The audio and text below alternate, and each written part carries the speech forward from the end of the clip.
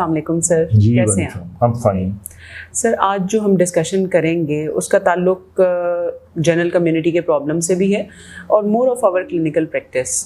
हम देखते हैं कि बहुत से पेशेंट्स होते हैं जो डिप्रेशन का शिकार होते हैं। दे कम विद द कंप्लेंट्स जो कि डायग्नोसिस डिप्रेशन की तरफ जाता है। कुछ पेशेंट्स होते हैं उनको डिप्रेशन नहीं होता, मूड स्विंग्स होते हैं या कोई और इस तरह का जेन्युइन प्रॉब्लम होता है। लेकिन कुछ पेशेंट होते हैं वो जस्ट एंग्शियस होते हैं कुछ चीज़ों के बारे में, बहुत बेचैनी शो करते हैं, जिसे हम एंग्जाइटी भी कहते हैं। तो सर, ये एंग्जाइटी क्या चीज़ है? एंग्जाइटी एक्चुअल में कोई प्रॉब्लम है, कोई बीमारी है, या ये एक पर्सनैलिटी का ट्रेट है कि कुछ लोग ज़्यादा एंग्शियस होते हैं और कुछ लोग कम एंग्शियस होते हैं? बिल्कुल बिल्कुल, और आपने सही कहा। और मैंने देखा है कि क्लिनिकल प्रैक्टिस के अंदर एक अच्छा खासा जो मैग्नीट्यूड ऑफ पेशेंट्स है, बिल्कुल, वो एंग्जाइटी के साथ आता है। एंग्जाइटी के साथ आता है। और एंग्जाइटी के जो पेशेंट्स होते हैं, मैं बताता हूँ उसमें क्या अलामतें होती हैं, लेकिन पहले इसकी पैथोफिजियोलॉजी हम समझ लें या इसकी बैकग्राउंड क्या है। जी देखिए, आप अपने ज़हन में रखें एक ऐसे शख्स को कि जो बिल्कुल ठीक है, पढ़ा लिखा है, समझदार है, अक्लमंद है, लेकिन वो ज़रूरत से ज़्यादा वरिड है कि यार मेरे बच्चे स्कूल जा रहे हैं, वापसी पे वैन ने लेना है इनको, कहीं ऐसा तो नहीं कि मेरा कोई बच्चा छोड़ के आ जाए वो। तो अगर ऐसा हुआ तो मैं क्या करूँगा? मैं ऐसा ना करूँ कि खुद भी स्कूल जा लूँ और जाके देख लूँ। अच्छा, ये वरीज लेके वो फिर वो सोच रहे होते हैं कि अच्छा मैं जॉब कर रहा हूँ और मेरी इस जॉब के अंदर इंस्पेक्शन होने वाली है, तो कहीं मेरा जो बॉस आएगा वो आके ये चीज़ें मेरी ना पॉइंट आउट ना कर ले। फिर इसी तरह उसको फिक्र लगी रहेगी कि अच्छा 3 दिन के बाद मेरे ससुराल ने आना है, तो मुझे कोई इंतजाम करने चाहिए, वो पूरे हुए हैं या नहीं हुए। हालांकि वो ये बात अपनी बीवी के जिम्मे लगा के आया होगा कि आप इस चीज के बारे में इंतजाम कर लें। हाँ जी। तो वो डेलीगेशन ऑफ पावर नहीं कर रहा और वो परेशान हो रहा है कि अच्छा उनको मैंने लेने जाना है, मैंने एयरपोर्ट से लेना है, रेलवे स्टेशन से लेना है, ये भी अपने दिमाग में बिठा के बैठा हुआ है। फिर वो टीवी देखता है और टीवी के ऊपर आता है कि जी हमारे यहाँ गवर्नमेंट जो है ना एक नया टैक्स लगाने लगी है। हालांकि उसका ताल्लुक नहीं हो टैक्स से, फिर परेशान हो जाएगा यार की हुकूमत है बिल्कुल। हालांकि उस पे नहीं लग रहा, हाँ। लेकिन वो फिर भी उसके बारे में एक रिमोट प्रॉब्लम, चाहे वो चीनी की हो, आटे की हो, जाहिर है वो अफोर्ड भी कर सकता है, वो उस पर परेशान हो जाता है। फिर उसके बाद वो बच्चों के ऊपर। तो मेरा कहने का मतलब ये है कि हम में से कुछ ऐसे लोग होते हैं जो दुनिया के हर दुख को, गम को अपने ऊपर तारी कर लेते हैं और छोटे छोटे मसलों को अपने अंदर समो लेते हैं। अब मिसाल के तौर पे औरतों में ख़ास तौर पे जो हमारे यहाँ, मैं हमेशा कहता हूँ कि कोई पड़ोसन आ गई, उसने कोई अपना दुख बता दिया, उसने कोई मिसाल दे दी कि जी फलानी मेरे रिश्तेदार के साथ ये हो गया था, आपने सुना तो आपने ज़ूम कर लिया कि मेरे साथ ऐसा ना हो जाए। तो ये 3 चीज़ें होती हैं जो बड़ी इंपॉर्टेंट होती हैं। एक फियर होती है कि कहीं मेरे साथ ऐसा ना हो जाए, बिल्कुल।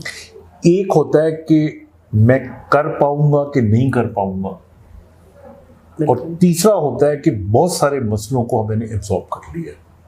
तो फिर ये होता है कि आपकी जो ब्रेन की कैपेसिटी होती है वो कम हो जाती है, वर्किंग कैपेसिटी जो है उसकी कम हो जाती है, या डील करने की। देखिए ना, ये तो कंप्यूटर है ना, जैसे आपने देखा है कि आम कंप्यूटर को अगर आप ओवरबर्डन कर देंगे, 5, 6, 8 वेबसाइट खोल लें तो स्लो हो जाता है, बिल्कुल। तो आपका ब्रेन स्लो हो जाता है। जब वो स्लो होता है तो उसको पुश करने के लिए फिर हमारी बॉडी कॉर्टिसोल को सिक्रीट करती है स्ट्रेस से बचने के लिए, बिल्कुल। जब वो सिक्रीट होता है, और इसके अलावा आप हमने मेडिसिन में पढ़ा था फाइट एंड फ्लाइट रिस्पॉन्स, फिर एड्रेनलिन आ जाती है, एड्रेनलिन का रश आ जाता है, फिर आपकी हार्ट बीट तेज हो जाती है, फिर आपका मुंह सूखना शुरू हो जाता है, फिर आपका डिसीजन कम हो जाता है, फिर हाथ कांपना शुरू हो जाते हैं, and you go into a state of, जिसको हम अपनी जुबान में कहते हैं एंग्जाइटी डिसऑर्डर। तो एंग्जाइटी की ये निशानी होती है।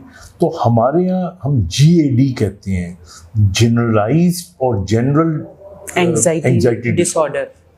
तो ये हमारे लोगों में बड़ा कॉमन है। हाँ, और इसकी मेन वजह यही है कि हम एट अ टाइम 3-4 कामों की बजाय 8-10 चीज़ों के बारे में परेशान हो जाते हैं बिला वजह, जो हमारे साथ डायरेक्टली रिलेटेड भी नहीं है। तो सर ये इतना कॉमन चीज़ है, तो हम इसको कैसे कम कर सकते हैं? कोई जनरल मेजर्स बताएं, क्योंकि डेफिनेटली मेडिसिन तो है, लेकिन उससे पहले हम लाइफस्टाइल में कौन सा ऐसा चेंज करें कि हमारी लाइफ्स में एंजाइटी कम हो जाए?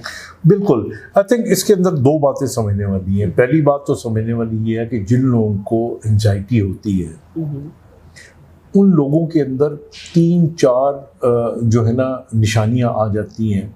मिसाल के तौर पे उनकी नींद कम हो जाती है, ठीक है ना। फिर वो बेचैन हो जाती हैं, एक जगह पे टिक के नहीं बैठ सकते, वो कभी बाहर चले जाएंगे, कभी अंदर बैठ जाएंगे, फिर सोचेंगे। जो मर्द होते हैं, जो स्मोकर होते हैं, वो बार बार सिगरेट पीना शुरू हो जाते हैं। जो ख़वातीन होती हैं वो बार बार चाय पीती हैं तो एड्रेनलिन और उनकी, या आप कह सकते हो कैफीन चली जाती है उनकी बॉडी के अंदर।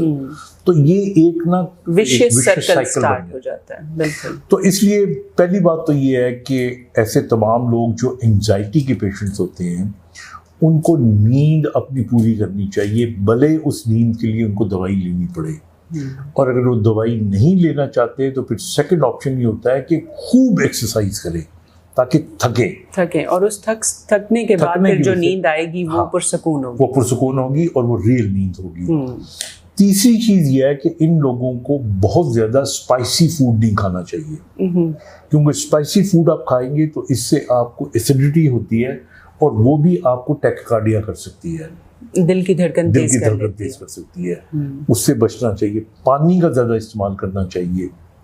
अननेसेसरली चीज़ों के बारे में सोचना नहीं चाहिए, बल्कि कुछ चीज़ें हमारी ज़िंदगी में ऐसी होती हैं जो हमें प्लेजर देती हैं। मिसाल के तौर पे कुछ लोगों को म्यूज़िक का शौक़ होता है, अगर वो सुन लें। कुछ को एक्सरसाइज करने का शौक़ होता है, किसी को आउटिंग करने का शौक़ होता है, बिल्कुल, किसी को लोगों से मिलने का शौक होता है, कुछ को विंडो शॉपिंग का शौक होता है, खवातीन को खास लेकिन वो लोग, लेकिन इसके साथ साथ मैंने देखा ये है कि आपको किसी ना किसी हवाले से थोड़ी सी मेडिसिन लेनी पड़ती है।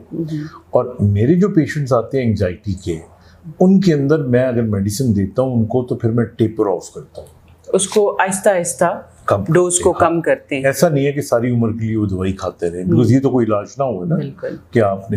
लेकिन एंजाइटी में आप देखें ना नुकसान क्या क्या हो रहा है। आपका डिसीजन पावर कम हो जाती है, आपकी ब्रेन की एबिलिटी टू परफॉर्म गुड कम हो जाती है। अच्छा, फिर आपको गुस्सा ज्यादा आता है, फिर लोगों के साथ आपकी डीलिंग खराब हो जाती है। मैंने देखा है कि एंजाइटी डिसऑर्डर के जो पेशेंट्स होते हैं, अगर वो बिजनेसमैन होते हैं तो वो करोड़ों का नुकसान उठा लेते हैं।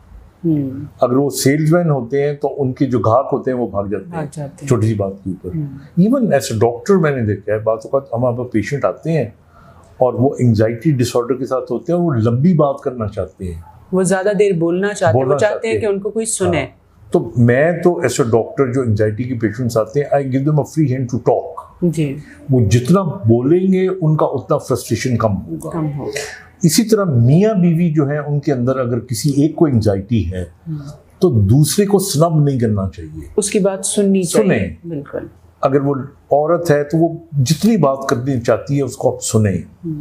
मर्द है, बाज़ औक़ात उसको अपने इश्यूज होते हैं, अपनी जॉब के होते हैं और वो डिस्कस करना चाह रहा है अपनी बीवी के साथ, रिश्तेदारों के ताल्लुकात की बात हो रही होती है। तो जब आप लिसन करते हैं तो कई आपका कैथार्सिस हो जाता है। तो ये भी एक तरीका है जिससे, बल्कि सर जो करंट सिचुएशंस हैं कोविड की, मैंने देखा है कि उसमें एंजाइटी बहुत ज़्यादा लोगों की बढ़ गई है। तो अगर हमारे इर्द गिर्द, हमारी विसिनिटी में ऐसे लोग हैं जो इसका शिकार हैं, तो I think we should listen to them. बिल्कुल, we should sit and talk to them just over a cup of T.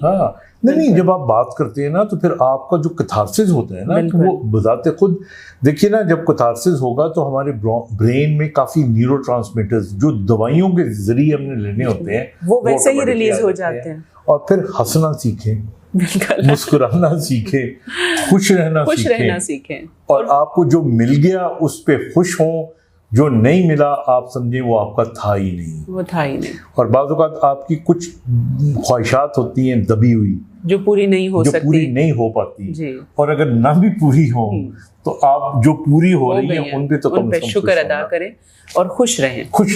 सो आज की हमारी टॉक का जो निचोड़ है वो ये है कि जो कुछ आपके पास है उस पर खुश रहें और हंसते रहें। Thank you very much.